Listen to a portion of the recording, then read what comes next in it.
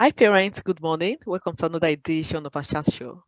So this morning we'll be discussing on the positive and the negative impact of technology on child development. So we're having today this morning, our mommy, she's one of our blessings, a Glorious Christian Children family. Yeah, she's the founder of Guardian Services, and she's a psychotherapist by profession. She's a life coach. I mean, a verified and licensed life coach. And also, she's a counselor. So, she'll be speaking on the positive and the negative impact of um, of technology on our child development these days. So, her name is Mrs. Fumila Yoni. So, I hope you enjoyed this session. God bless you. Yeah, over to you, Ma. How are you, Ma? Good to have you this morning. Good morning. Thank you so much for having me this morning. It's my pleasure. Yes, thanks for the opportunity to share. Thanks, Ma. Okay. Well, like my sister said, I am a therapist and a life coach, and I've had opportunities to work in a school, primary school to be exact, as a school counselor. And yes, before I go into it, I just want to appreciate every single parent out there and all the efforts that we have collectively put together in these unprecedented times. Um, no one's been here before, so it's extremely hard. I'm a parent as well. I've got two boys, so I understand the challenges of homeschooling coupled with working from home. Mm. And to all our health service providers out there that are at the front line, I just want to say a big thank you Thank to you you. Thank you, for NHS. all the yes, all the effort, the NHS social services, um, for being out there, for putting yourselves at risk day in, day out. And I pray that God will continue to protect you Amen. and keep you. Right, so technology. And I say that with a big sigh because I'm one of those people who advocate that children should be allowed to be children. Children should be allowed to play and learn different skills Mm. before being plunged into the world of um, technology. But here we are today in 2020, 2021. Mm. Children are being homeschooled using their laptops, iPads, smartphones, and all these devices to learn.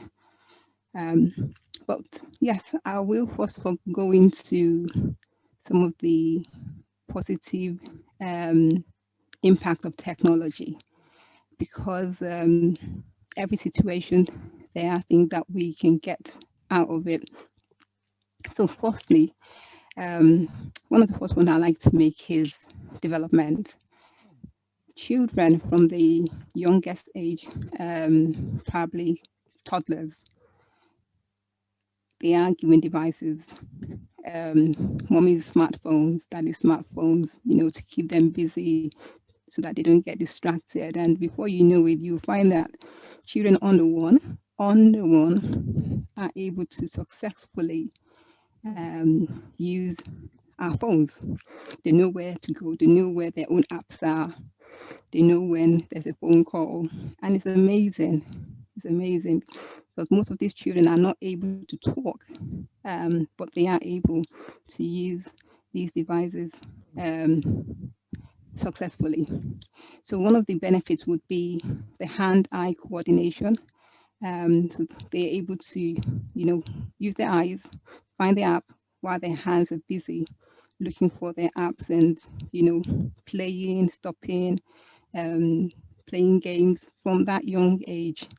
And I say it's a benefit because when it gets to the time where they need to write, it's easy for them to write with their and also see things and hand the small pencils or pens properly.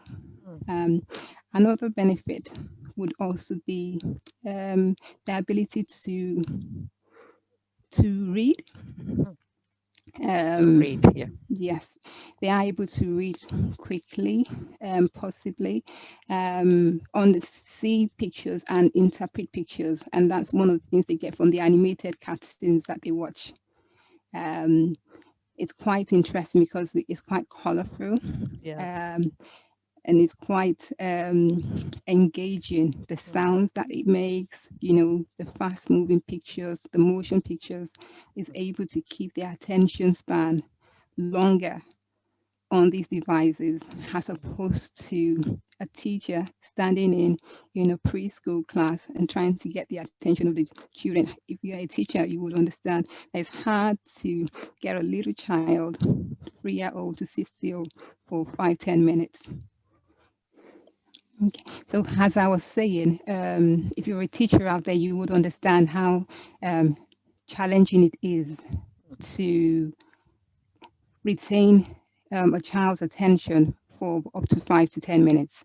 That can be very, very difficult because children are naturally energetic. Their attention span is very, very short. But when it comes to cartoons, when it comes to animated videos, you will sit a child would be on that device for 10, 20 minutes at one go, sometimes even longer, you know. So they are able to understand how the pictures run from screen to screen. mm, They are able to identify letters. They know when the video has stopped, what next to press. mm, So these are quite engaging for the children, and it has its very positive sides. Um, the other thing I would also like to mention is problem solving skills. Now, for the older children who are into playing games on their screen, they are able to develop that problem solving skill because they are able to interpret a situation, find out how to solve a problem so that they can move on to the next level of their game. So they know they have to either tackle an enemy, destroy an enemy, solve a puzzle, solve a problem, you know, for them to move up to the next level. So that, in a way, is a benefit. So that, and there are a few other positive impacts in technology. But for the sake of time, I'm just going to move into some of the negative side that okay. we have. Um, Now, what I said at the beginning that I was an advocate for children Mm, for parents to stop children to start using this um, technology from really, really young age. And one of the reasons why I said this is because I have observed in my line of work that the use of technology, or maybe the abuse of the use of technology in children, could cause speech impediment. Um, because the children their brains are engaged, but they are not developing the social skills, the mm, talking. They are not able to talk as quickly as they should do. You find a child has, a 1 year old or even younger parents, and I say this with a bit of caution, in our churches, we are having a service going on, and you see moms or dads handing over their phones to their children so that they can participate in the service. And this is a habit that grows with the child. You know, the child now becomes so addicted to devices, you know, from 1, 2, 3, 4. So by the time they are that age where you need them to pay more attention to other things, it's bordering on becoming a little bit too late. mm, It becomes a challenge for parents. You want the child to go on their laptop to do schoolwork. The moment you turn your back, your child is back on the game. You're getting your child to do um, creative stuff, sit down in the sitting room, have an engagement, family time. They tell you they're bored. mm, They tell you. So it's hard. So in terms of with respect to speech, I will encourage every parent to, as much as possible, limit the time that you give your child your devices. Let them engage, let them talk with you, let them grow. The other one is poor eyesight. Children who spend a lot of time within a very close range with their devices, research have found that it does affect their eyesight. And the other one is poor social skills, and I think I've touched base on that a little bit. In their older years, and this is a challenge that we unfortunately would likely going to be facing post-COVID. Poor social skills, low confidence in teenagers, because they are so used to discussing and chatting. When it comes to actually holding a one-to-one conversation with a human being, they find it difficult to talk about the things that they are feeling, to talk about the things that are going on in their minds, to be relatable with adults in their house. So that's a huge challenge that we most likely going to face. And a lot of young teenagers that I have been working with have been complaining about loneliness. mm, They feel lonely. Um, they don't have friends. Their self-esteem is low. They have difficulties when they have to attend interviews, um, because the social skills haven't properly been developed. Um, and that's one of the downsides to technology when you're constantly engaging with your devices devices. most of the time. So that's a huge challenge.